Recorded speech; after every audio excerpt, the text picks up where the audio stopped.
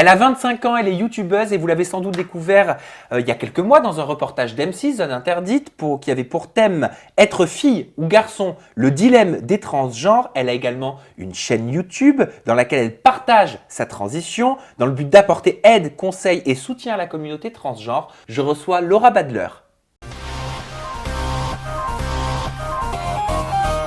Laura, j'ai noté une phrase qui m'a interpellé. Et cette phrase, c'est « Je ne suis pas devenue une femme, je l'ai toujours été ». C'est le cas. C'est le cas. Pourquoi ? À partir du moment où j'ai construit mon identité de genre, je me suis sentie femme, je suis toujours sentie femme et je pense que je me sentirai toujours femme, mais je me suis jamais sentie garçon. Pourquoi tu dis quand je me suis construit mon identité de genre ? Parce que c'est comme quand on construit son orientation sexuelle vers l'âge de 5-6 ans, je crois, je sais plus. Je pense que l'identité de genre peut se construire à n'importe quel âge, hein, mais moi je l'ai construite très très jeune aussi.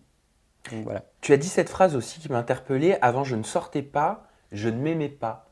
Ça veut dire que tu ne te sentais C'était le pas toi-même, tu étais dans le mauvais corps. Comment est-ce que toi, tu as analysé tout ça ? En fait, c'est surtout parce que déjà, je ne m'aimais pas physiquement, parce que j'avais pris du poids, hein, j'ai perdu 18 kilos. Mais aussi le fait d'être perçu par les gens, d'avoir contact avec les gens et que eux me voient comme un garçon, on va dire une expression de genre masculine, l'expression de genre d'un garçon, parce que forcément j'avais les cheveux courts, j'avais des vêtements de garçon, donc forcément les gens voyaient ça comme un garçon. Et moi, je préférais être en boule, quoi, qu'on me voit pas et pas sortir. Ça te gênait, ça te vexait quand on te parlait au masculin, quand on disait « il » ? Oui, oui, oui, oui. Mais on s'habitue, hein. On s'habitue et ça rentre dans l'oreille et ça ressort, hein. Enfin, au bout d'un moment, ça nous atteint plus trop. Au bout d'un moment, ça nous atteint peut-être plus quand on commence sa transition. Quand on commence à dire aux gens, bon, bah maintenant, vous voyez très bien, j'assume, je suis une femme, j'ai toujours été une femme, donc utilisez les bons pronoms. Et c'est peut-être là, au début, que ça va faire plus de mal. Qu'est-ce que c'est une personne transgenre pour toi ? Une personne transgenre, c'est une personne qui n'est pas d'accord avec le genre ou qui n'a pas le ressenti avec le genre qu'on lui a assigné à la naissance. C'est-à-dire que le médecin, s'il nous assigne garçon parce qu'on a un pénis ou fille parce qu'on a un vagin, déjà, toi, t'as été assigné avec ton pénis comme étant un garçon, donc tu es un garçon cisgenre. Moi, j'ai été assigné comme étant un garçon avec mon pénis, mais je me sens femme. Donc, tu vois, je suis femme transgenre. Ok, alors qu'est-ce que ça veut dire cisgenre pour les gens qui n'ont jamais entendu Alors, cette expression ? une personne cisgenre, c'est une personne qui n'a pas de dysphorie, qui n'est pas en désaccord avec le genre qui lui a été assigné à la naissance. C'est-à-dire qu'elle est OK avec et elle se sent y appartenir. D'accord. Et une personne transgenre, c'est une personne qui a fait une transition. C'est l'opposé d'une personne cisgenre, tout simplement. Elle ne fait pas forcément une transition, c'est tout simplement une personne qui ne ressent pas appartenir à cette case qu'on lui a définie à la naissance. Ok. Est-ce qu'on peut parler d'une transition sexuelle ? Est-ce que c'est comme ça que tu le vois ? Non, Parce que c'est souvent de cette façon-là que c'est assimilé. non, souvent on dit changement de sexe, mais on ne change pas de sexe. Enfin, pas forcément, quoi. Ça regarde, c'est vraiment propre à chacun. On n'est pas obligé de changer de sexe. Donc, changement de sexe, c'est vraiment, c'est péjoratif, c'est négatif. Faut pas employer ce terme. Pour quelle raison ? Parce qu'on ne change pas forcément de sexe, justement. On va dire changement de genre, mais c'est pareil. C'est plutôt que j'affirme le genre auquel je sens appartenir. Donc ça veut dire que quelque part, tu combats les symboles, tu combats les mots, Mhm. quelque part. Je combats les mots, mais c'est avec les mots qu'on se fait entendre. Bien sûr, c'est avec le langage qu'on s'exprime et qu'on peut se Exact. faire comprendre. Voilà. Mais tu es en désaccord avec ce que beaucoup de personnes vont En fait, croire, penser. il faut savoir que changement de sexe, de base, on disait une personne transsexuelle. Oui. Alors, personne transsexuelle, à la base, c'est un terme médical qui renvoie à la maladie et à la thérapie de force. C'est péjoratif, transsexuel ? Exactement. En fait, transsexuel égale malade dans la tête, quoi. C'est un terme qui a été inventé par les psychiatres il y a des années, quand ils ont commencé à se pencher sur la question du changement de genre et tout ça. Sauf qu'en fait, eux, ils prenaient les personnes et ils les faisaient aller jusqu'au changement de sexe. Donc, ça faisait partie de la thérapie de force pour pouvoir les faire correspondre à une cisnormativité, en fait. C'est-à-dire en faire des femmes à vagin. Donc en fait, c'est vraiment un terme qui c'est désuet, faut pas employer ce Par terme. contre, dire que tu ne te sentais pas dans le bon corps, Ça, pour toi, c'est une réalité. Non, je suis pas né dans le mauvais corps. C'est la société qui m'y a fait penser en premier. Justement parce qu'elle a construit tous ces stéréotypes et clichés depuis des siècles et des siècles, mais je suis pas né dans le mauvais corps. Je suis juste une femme. Je suis né dans le corps d'une femme puisque je suis une femme. Mais c'est vrai qu'inconsciemment, au début d'une transition, quand on n'a pas compris toutes ces, comment dire, toutes ces finesses, Mhm. en fait, je sais pas comment dire. Tu es passé, toi, à ton niveau, par différentes étapes psychologiques. Oui, Tu as évolué dans ton raisonnement. bah justement parce qu'au début de ma transition, je voulais tout faire pour féminiser mon corps, devenir une femme, entre guillemets, mais j'ai compris qu'en fait, je n'allais pas devenir une femme, je l'étais déjà bien avant ma transition, je le savais déjà, hein, mais le fait de changer mon corps, ça allait me permettre de me sentir moi, premièrement, mieux, et surtout d'être perçue par la société comme une femme, mais je ne suis pas obligée de tout faire. Je ne suis pas obligée de faire tous les clichés et tous les standards dits, entre guillemets, de féminité. Et qu'est-ce que tu réponds? Parce que je sais que tu as eu ces critiques, Mhm. notamment sur ta chaîne YouTube, parce que tu en parles avec énormément de facilité. Tu Mhm. parles de tout, hein. Tu te montres même avant que tu sois celle que j'ai en face de moi. Je suis toujours la même personne, c'est juste que j'ai une expression. Physiquement, Voilà, je parle, voilà. au niveau de l'image que tu... J'ai une expression de l'image genre extérieure. différente. Voilà. Et qu'est-ce que tu réponds à certains commentaires que j'ai pu voir passer qui vont te dire oui, mais tu étais dans tes cellules, dans ton corps, Juste- dans ton ADN, Voilà. c'était l'ADN d'un homme. Justement, je suis pas d'accord parce que je suis pas né dans le mauvais corps. Et un homme, c'est pas un corps, c'est pas quelque chose, c'est pas un aspect physique, c'est un ressenti. Donc on peut me dire oui, mais t'as un sexe d'homme, t'as des boyaux d'homme. Non, je le sens pas comme ça. Je le ressens pas comme ça. C'est bien la raison pour laquelle je fais pas de changement de sexe. C'est parce que j'ai compris que mon corps n'est pas mauvais. Par contre, si je prends les hormones, c'est parce que je veux bien le féminiser, parce que j'aime bien tous ces aspects-là, tous ces clichés et tous ces clichés de la féminité me plaisent. Donc toi, tu es pour les hormones, tu prends des hormones? Je prends des hormones, uniquement les hormones, parce que dans un traitement hormonal, on peut prendre les anti-androgènes qui vont bloquer la testo, mais je n'en prends pas. Parce que je suis pas d'accord avec ça, quoi. Pour quelle raison? Déjà de base, bon, c'est souvent un médicament, je sais pas si on peut donner des noms de médicaments. Oui, bien sûr. C'est Androcure qu'on donne le plus souvent, et l'Androcure à la base, ça a été mis au point pour castrer les pédophiles, les déviants sexuels, tout ça. Mais ça n'a pas été fait pour les personnes transgenres, quoi. D'accord. Mais on le donne aux personnes transgenres pour qu'elles puissent baisser leur taux de testostérone, et puis ça leur fait une peau plus fine. Franchement, ça fait pas des miracles, hein. Ni les hormones, hein. Les hormones, ça déplace juste la graisse, mais Donc qu'est-ce que ça permet en fait les les hormones? Il les paraît que ça hormones. change la voix, il paraît que ça féminise Non, non, le non, non, non, non. visage. Ça change pas, j'ai déjà mué. J'ai mué. Contrairement à un mec transgenre qui n'a jamais mué, lui, sa voix va changer. Mais moi, j'ai mué pendant ma première puberté. Parce qu'en fait, les hormones, ça provoque une seconde puberté. C'est ça que ça fait, les hormones. Et c'est ça qui fait que ça féminise le visage? Non, en Je fait, sais- je c'est sais que ça ça fait va- même ça- pousser la poitrine, hein. Oui, et on peut très bien ne pas en avoir, comme en avoir beaucoup. Moi, par exemple, j'en ai pas eu, et c'est pour ça que je l'ai refaite. Parce que je voulais une poitrine... Je voulais pas une poitrine d'enfant, en fait. Je voulais une poitrine de femme. Pas une grosse poitrine, parce que c'était pas mon délire. Voilà.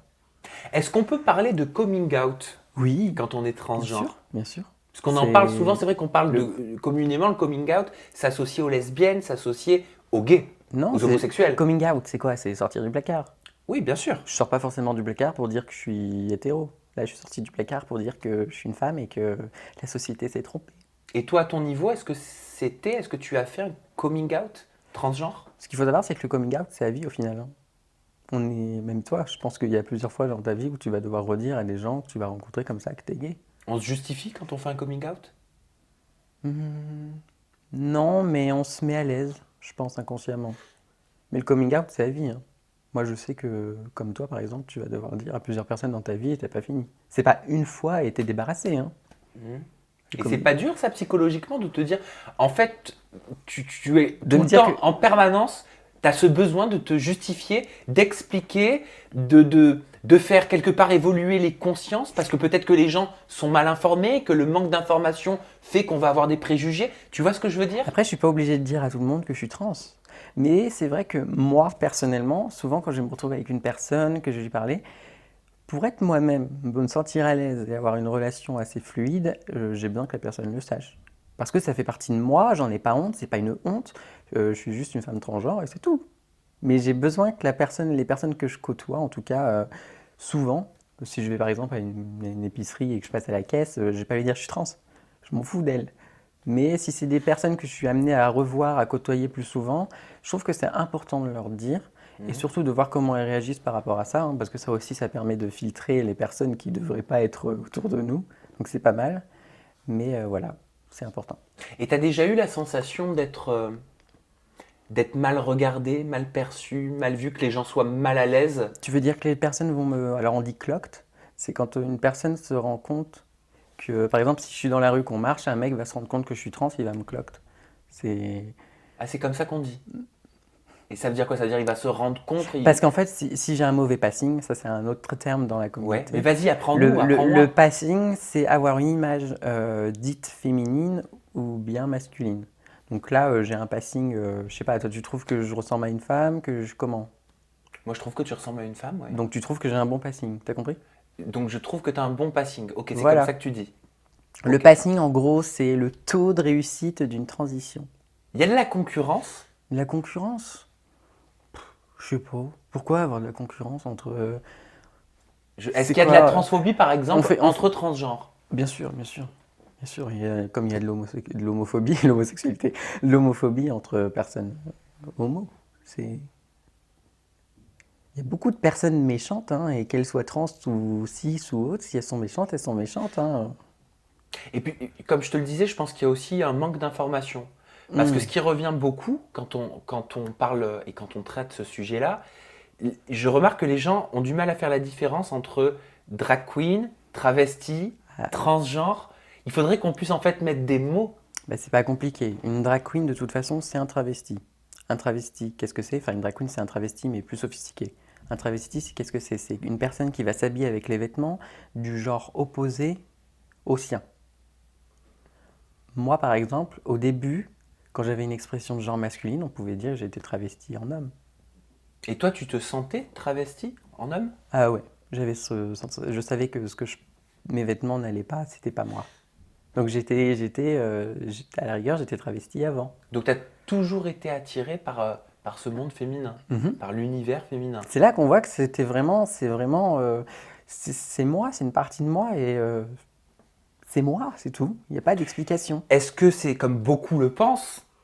Est-ce que tu penses que c'est un événement de ta vie qui t'a conduite à faire les choix que tu as fait? Non, Ou est-ce que tu penses que tu as toujours été comme ça, que tu es venu au monde dans franchement, cette enveloppe-là, avec cet état d'esprit-là? moi j'ai commencé ma transition en voyant un psy parce que c'est ce qui va le plus vite en France. Parce que sinon, il y a des équipes officielles qui prennent des années et des années. Si on est dépressif, il ne faut pas le faire, donc à éviter. Et donc moi j'ai vu un psy. Déjà, je suis allé au premier rendez-vous. Elle m'a dit, je sais pourquoi vous êtes là, j'ai compris. Moi je vois une femme, blablabla. Elle m'a dit, je peux pas vous faire le papier tout de suite parce que c'est contre ma déontologie. Je vous revois. Deuxième rendez-vous, elle m'a fait le papier. Donc le papier, en fait, c'est un genre d'aval pour montrer à un endocrinologue qui va nous fournir les hormones, qu'on a bien vu un psy et que le psy a bien vu qu'on était dans un état de souffrance. Donc il est là pour voir qu'on est dans un état de souffrance, pas qu'on est malade ou autre. Hein. Mhm. C'est juste pour attester devant l'endocrinologue que c'est important et que c'est légitime pour la personne, si elle le souhaite, de faire une transition médicale. Moi, c'est ce que je voulais faire, j'ai fait ma transition médicale. Et toi, tu as été dans un état de souffrance? Oui, On bah peut oui. parler de souffrance? Ah bah oui, quand tu es obligé de vivre tous les jours en étant... sans être ce que tu es en fait, enfin comment dire, en, en étant perçu pour ce que tu n'es pas. Voilà. Ça veut dire que tu souffrais quotidiennement. Ben, en fait, c'est comme si on était invisible. Ça revient à être invisible. C'est comme si les gens ne te voient pas, les gens ne voient pas ce que tu es, les gens ne voient pas qui tu es. Tu es invisible. Et pourquoi ce besoin de t'exprimer sur YouTube? Pourquoi tu as décidé de lancer ta chaîne YouTube alors que je crois que très peu de personnes étaient au courant? Tu as un petit peu tout annoncé publiquement, Ah quoi. bah j'ai balancé ça comme ça. Hein. Bah en fait, je cherchais, bah, bien sûr au début, avant de faire ma transition, de me lancer, transition que ce soit avec les personnes ou dans mon entourage ou médical, j'ai fait des recherches et je me suis rendu compte que niveau francophone, il n'y avait pas grand-chose, voire quasiment rien. Et puis je sais pas, je me suis dit, bon, euh, lance-toi. Et puis, si ça peut aider les autres, documente ta transition au fil des mois, au fil des années. Donc, ce que j'ai fait, moi, j'ai commencé à faire mon coming out. Puis après, j'ai expliqué tout ce que je faisais dans mes vidéos, sans dire que forcément ce que je fais, c'est exactement comment il faut faire, mais c'est comment moi j'y suis arrivé. Et beaucoup de personnes s'en ont inspiré. Et c'est comme ça que j'ai eu un peu des abonnés qui sont arrivés. Et je me suis rendu compte qu'en fait, en France, eh ben, il y a pas mal de personnes transgenres au final, ou des personnes en questionnement. Est-ce qu'il faut avoir du courage, selon toi, pour pouvoir affirmer son identité Non, enfin, du courage. Moi, je n'estime pas avoir été courageuse, j'avais pas le choix. Mais c'est pas dur de dire à des gens qui ne le comprennent pas, je suis une femme, même si ce n'est pas ce que tu vois à ton niveau. Ben, si la personne n'est pas outillée, on peut essayer de lui faire comprendre, on peut chercher les mots, lui expliquer qu'au final, être un homme, être une femme, c'est impalpable, c'est une identité au plus profond de soi, ça n'a rien à voir avec le corps avec lequel elle est née. Si elle comprend ça, ok. Si elle ne le comprend pas, bah, on ne peut rien y faire, hein. C'est comme une personne qui va être contre les relations entre même sexe, quoi. Parce que le fait d'être transgenre, j'ai l'impression que c'est beaucoup associé à la sexualité. C'est normal, C'est parce un que amalgame. inconsciemment, quand on pense à transgenre, bah, on a une image un peu exotique de la femme, she-male, ladyboy, tous ces trucs-là. Il y a même des sites de rencontres dédiés aux transgenres où il y a énormément d'hommes. Voilà. C'est presque un fantasme Mais pour certains. non, mais il faut le dissocier, ça n'a rien à voir. C'est la connotation que beaucoup de gens y mettent. Mais c'est l'image de la société parce que justement, inconsciemment, les personnes pensent qu'on change tous de sexe déjà. Donc rien que ça, les gens rapprochent ça au niveau sexe. Alors qu'on ne change pas forcément de sexe. Mais des fois, ça faut vraiment le scinder, ça n'a rien à voir, hein. Être trans, ça n'a rien à voir avec la sexualité ou autre. Si je vais trop loin, Laura, je compte sur toi pour me dire, hein, si je te gêne, si Non, non, ça c'est va. pas du tout mon but. Moi, je Bah veux non, juste parce que comprendre, hein. même si par exemple, si tu venais à me gêner, ça va me permettre d'expliquer des choses. Donc c'est utile. D'accord. Parce que pareil, souvent quand on parle de personnes transgenres, la première question qui vient dans la tête des gens, tu la connais Qu'est-ce qu'il y a pertinemment. en Voilà. T'as été jusqu'au bout? Eh, Comme s'il y avait l'étape Exactement. finale. As-tu terminé ta Ouais. transition? As-tu eu recours à une Mais vaginoplastie? ça, c'est parce que les gens, inconsciemment, ils pensent que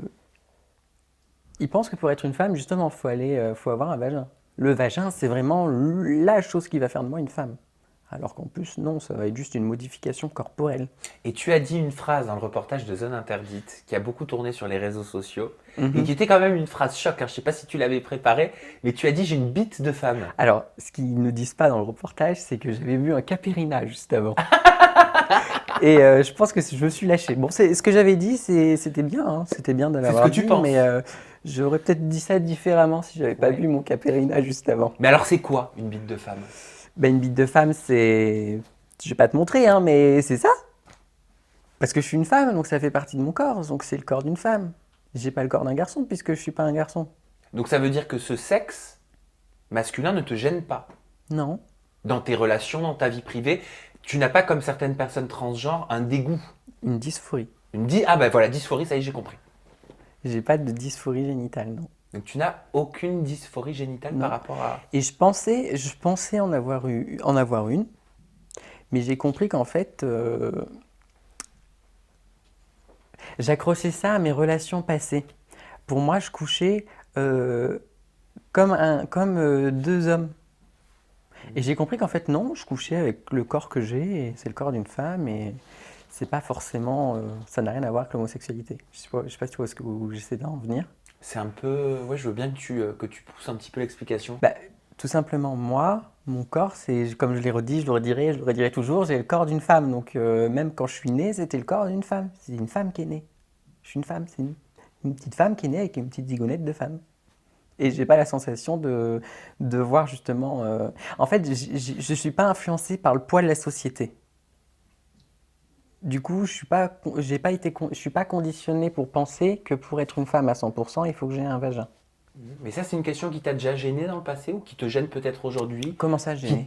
Qui t'irrite, je sais pas, le fait que ce soit une des premières questions que les gens puissent se poser. Ah bah après, moi, on me le pose pas directement parce que j'ai la chance de. Je suis un peu une sauvage, je choisis très bien les personnes avec qui je traîne, les personnes avec qui je suis ami. Donc, toutes les personnes que je côtoie moi ne vont pas me lancer ce genre de phrases. Par contre, je sais que sur Internet, bon, forcément, je connais pas tout le monde.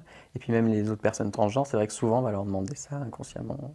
J'imagine que si par exemple, je m'enregistrais sur un site de rencontre, là, que je dis à un mec que je suis trans, il va me demander si je suis opéré. Ce sera peut-être même une des premières questions. Oui, mais pourquoi quoi? Parce qu'en fait, il veut juste me baiser. C'est... Enfin, pourquoi? Pourquoi? Il faut pas pour se comporter différemment avec moi, pourquoi? Et tu as dit aussi, aucun intérêt à donner mon prénom. Pour moi, donner le nom de naissance d'une personne transgenre, c'est détruire l'identité à laquelle elle dit appartenir. Bah, il faut savoir qu'à partir du coming out, faire une transition autour de soi, je cherche le terme transition sociale. Transition sociale, ça, c'est beaucoup de temps, ça prend du temps, les personnes autour de soi vont commencer à utiliser les bons pronoms et tout. Et puis là, d'un coup, on arrive et puis on dit, quand tu t'appelais comme ça, en fait, tu saccages tout son boulot, tu détruis tout. Enfin, je sais pas si tu vois ce que je veux dire, c'est... C'est pour ça que tu te refuses d'y répondre. Bien sûr, et puis parce que ça n'apporte rien. Et C'est un manque de respect pour toi. oui, et puis c'est comme si de savoir mon prénom de naissance, c'était une vérité absolue. Ça n'en est pas une. Et Laura, est-ce que tu te considères comme une femme transgenre, comme une femme transgenre hétérosexuelle ou comme une femme transgenre gay? Est-ce que tu as compris un petit peu ce que je veux Alors, dire? je me considère C'est délicat, hein. je me considère tout simplement comme une femme hétéro, et entre parenthèses, fière d'être transgenre. D'accord. Parce que je le mets entre parenthèses parce que je devrais même pas avoir à le préciser. Mais je suis une femme. En gros, je suis juste une femme. J'ai même pas besoin de préciser aussi mon orientation. Parce que tous les cas sont différents. Oui. On est d'accord. Bah, chaque humain est propre à lui. Voilà. Et tu m'expliquais quelque chose en off. C'est vrai que j'ai eu un peu de mal à comprendre, mais je suis là pour Qu'est-ce que comprendre. j'avais dit? Et ben, tu m'expliquais qu'il pouvait y avoir des femmes transgenres lesbiennes. Bah, bien sûr, si elles sont attirées par... Si c'est une femme qui est attirée par les femmes, c'est une lesbienne, non? Mais Pour- pourquoi le besoin donc de changer son enveloppe physique, la projection physique? Mais en changeant son enveloppe physique, elle change pas d'orientation sexuelle. Parce que tu penses que si tu prends les hormones, tu vas tu vas changer d'orientation sexuelle? Non, c'est pareil, ça changera pas. C'est au fond de toi.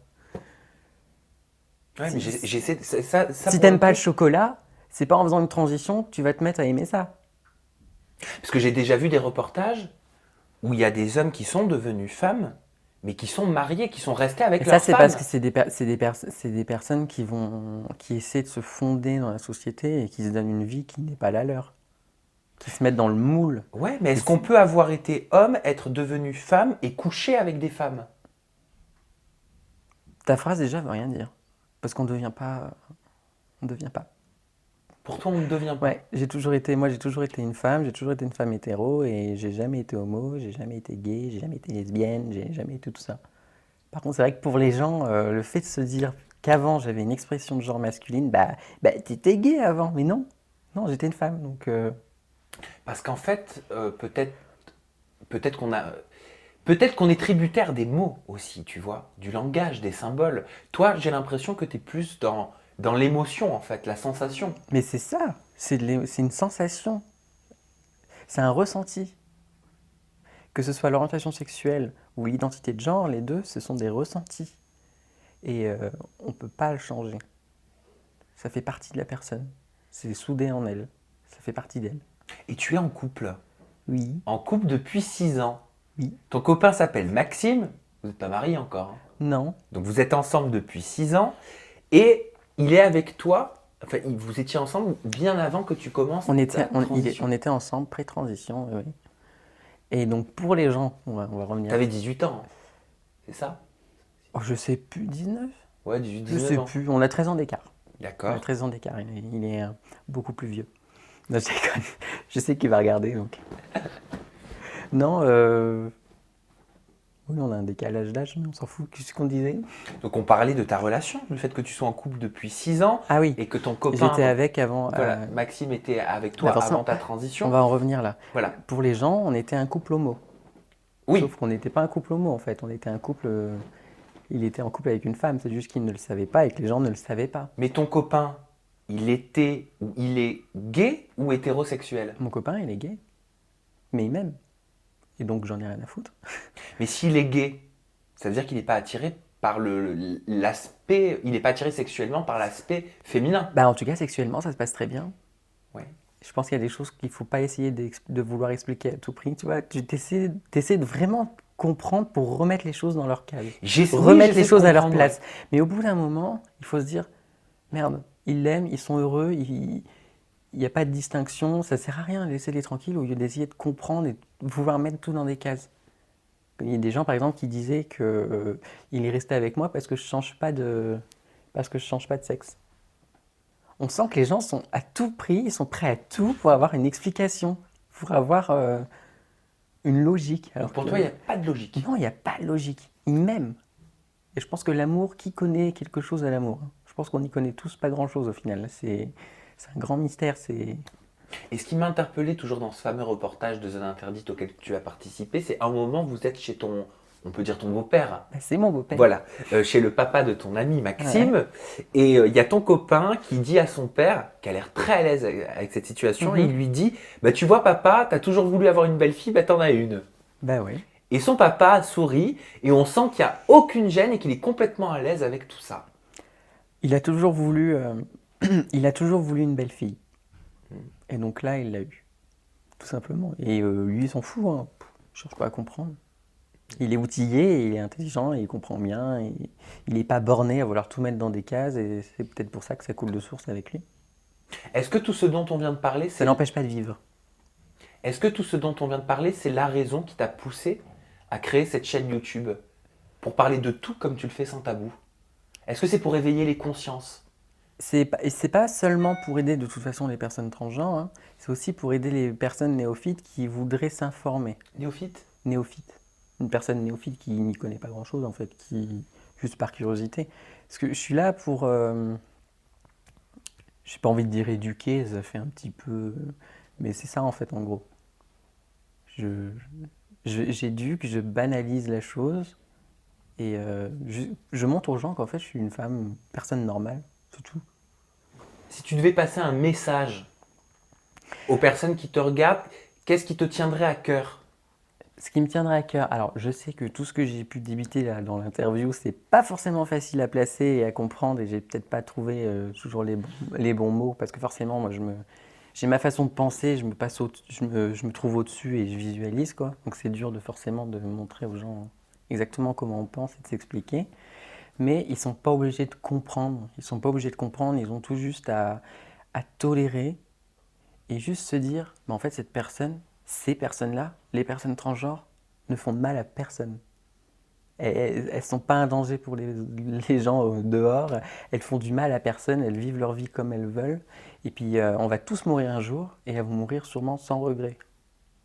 Et c'est ça le plus important pour toi? Oui. Et toi, tu n'auras pas de regrets?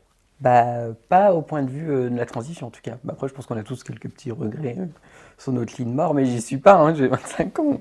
Bah, je te le souhaite pas non plus. Enfin. Bon, par contre, ce que je vous souhaite, c'est d'aller faire un petit tour sur la chaîne YouTube de Laura, parce qu'honnêtement, elle est très intéressante. Tu abordes des thèmes sensibles. Tu es plutôt cash, hein. J'ai envie de te dire, tu n'as pas peur des mots. Non. Et cette chaîne YouTube, elle porte ton nom. C'est tout simplement Laura Badler. Oui. Okay. B-A-D-L-E-R. B-A-D-L-E-R. Tu as des réseaux sociaux ou pas, Laura? Oui, Instagram. De toute façon, c'est Laura Badler partout. Ah, c'est Laura Badler partout. Google, voilà. Laura Badler. Et ok, de toute façon, vous avez la petite pastille avec tous les réseaux sociaux de Laura si vous souhaitez aller la suivre et faites réellement un petit tour sur sa chaîne parce que c'est ce qui m'a donné envie, après avoir vu le reportage, de te recevoir. C'est gentil. Et bravo pour tout ce que tu fais parce que, en tout cas, j'ai cherché et j'ai bien l'impression que tu es la seule à avoir développé cette chaîne YouTube en France, en tout cas. Alors, je veux pas avoir la prétention, mais je pense qu'au niveau utilité, oui. Oui. Je pense que je suis la seule qui va vraiment informer utilement et qui va donner des infos qui sont correctes, on va dire, concernant la transidentité. Laura, merci. Merci pour toutes ces remercie, confidences. Nous, on se donne rendez-vous prochainement avec une nouvelle personnalité et toujours des confidences en toute intimité. En attendant, vous avez la barre de commentaires juste en dessous. C'est très important de donner votre avis, de vous exprimer, avis constructif, hein, c'est toujours mieux. Et vous avez le petit bouton s'abonner, la clochette des notifications. Tu sais à quoi ça sert? Oui. Ça sert à quoi? Vas-y. À être notifié.